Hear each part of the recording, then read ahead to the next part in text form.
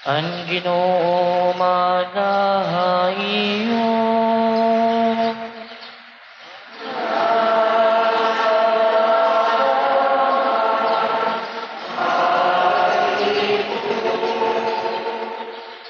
Pagbasa ti Kangan Santos nga Ebanghelyo sumalakan San Lucas.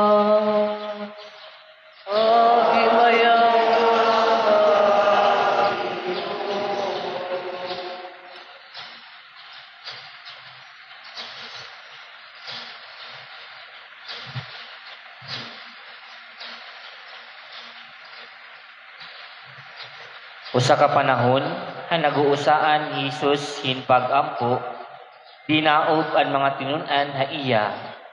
Ginpakianhan hiraniya. Hinuman ako, sumalahan siringhan mga tao. Binaton hira.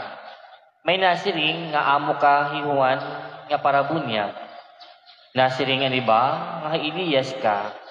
Samtang nasiring naman ang iba nga nabanhaw inusahan kamayaan na nga mga manaragna.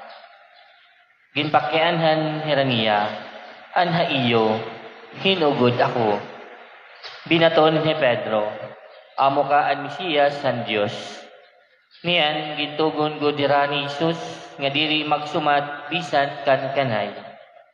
Nga nagpadayon, kinahanglan magantos an anak han tawo nga nigsalikway han katigurangan.